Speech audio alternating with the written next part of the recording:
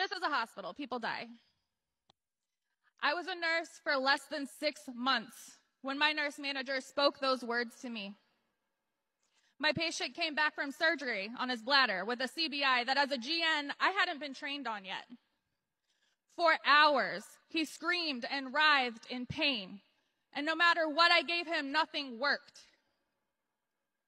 I asked my fellow nurses for help, but all of them were too busy, each of us with 6 to 7 patients of our own on that med-surg floor. I asked my charge nurse for help, but she was busy assisting other nurses to deal with just pain. I asked my nurse manager for help, who couldn't be bothered to stop writing her emails that she would famously embellish with emojis. Finally, a nurse named Rosemary answered the call bell with me after hearing his relentless cries. She asked me, "What's going on?" And helplessly I said, "I don't know. I don't know what's wrong. Nothing's helping." Luckily, Rosemary was a very seasoned, kind, and patient nurse. And she noted the blood backing up into the 3-liter bag, and she pointed at it. She told me that this patient needed to have clots aspirated, which were blocking the fluid from leaving his bladder.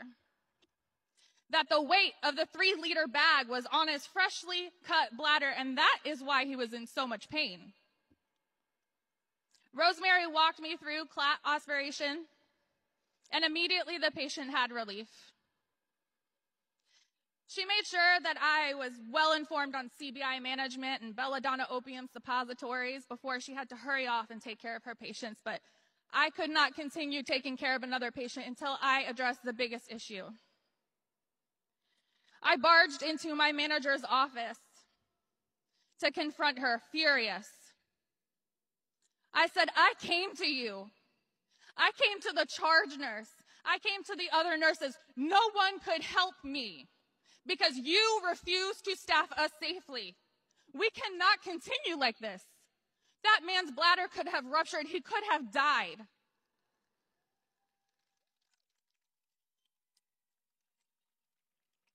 I remember a lot of things about that moment.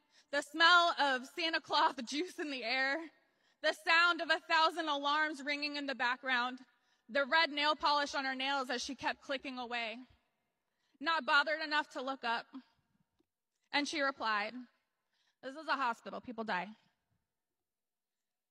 I stood frozen, shocked, but thinking clearly. And in that moment, I knew what I needed to do. So I found a new job. Wait a minute. You guys are cheering, but that didn't help anything. In fact, every manager that I had from that day forth was complacent in risking our patients' lives and our license. We all experience this. We're stretched thin, running between too many patients, not a moment to eat more than a stale nourishment room cracker, holding our bladder for hours. Fast forward 6 years, I'm now a nurse in ICU, and COVID has struck our country. In the beginning of the pandemic, our hospital refused to give us proper PPE, citing the CDC. You remember this? The CDC says that if we run out of masks, you can just wear scarves and bandanas. You remember? That wasn't enough for us. So me and the other ICU nurses bought our own P100 respirators on Amazon. But when management got wind of that, they rounded us up in our pre-shift Energizer meeting and said that we couldn't wear them because we weren't fitted for them. Now, if you have little ears, please muffle them because I'm going to tell you what I told the A&M in that meeting.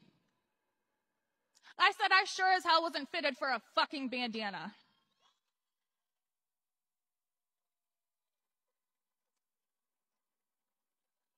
Then Nurse Tish spoke up. Nurse Tish said, "I'm wearing my respirator. If you don't like it, you can fire me." Nurse Irene spoke up. She said, "Yeah, I'm wearing my respirator. Are you going to fire all of us?" Soon there was an uproar of nurses in this meeting.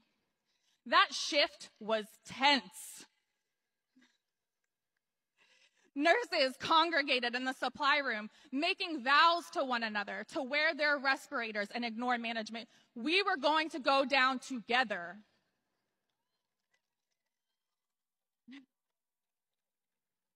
Management walked by, watching us steam through the windows of the supply room door.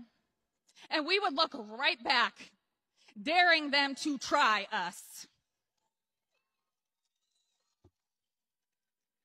The next day, driving into work, we were ready for a rebellion in ICU. We just were sure that the unit would be on flames by 8 a.m. But then the pre-shift energizer came and the A&M made the announcement that they would let us wear our respirators. As if they had a choice. There's no shortage of nurses in this country. We are 4 million strong. There's a shortage of nurses willing to be exploited. There's a shortage of nurses willing to gamble their license with greedy CEOs that run healthcare systems like a business with little consideration for quality of care or mortality. And like financial business firms with the goal of maximizing profits. Hospital profits increased by tens of billions during this pandemic. Yet Americans have no idea how unsafe they are when they walk into hospitals in America. We won't take this any longer. We're sick of being stretched thin. We're sick of moral fatigue. We're sick of empathy manipulation. We're sick of being called hero. And we're sick of your cold, stale pizza.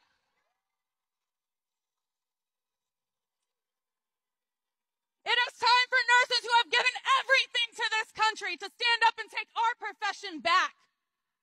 Because we're not in the supply room, friends. No, we're congregating in the nation's capital, staring down every manager in this country and letting them know to try us. We won't let people die in our hospital. We won't go to prison for hospitals' deliberate disregard for patient safety. We can win like Nurse Rosemary, who helped me with my patient and saved my license. Like the nurse Tish and Nurse Irene and all the ICU nurses at East Orlando who fought for their respirators. Like the nurses in California who fought for ratios for 10 years and we won.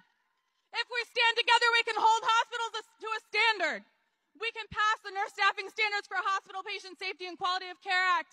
We can federally mandate safe nurse-to-patient ratios nationwide. We can tell Congress our stories, and Congress will hear us say, Congress, don't call me hero.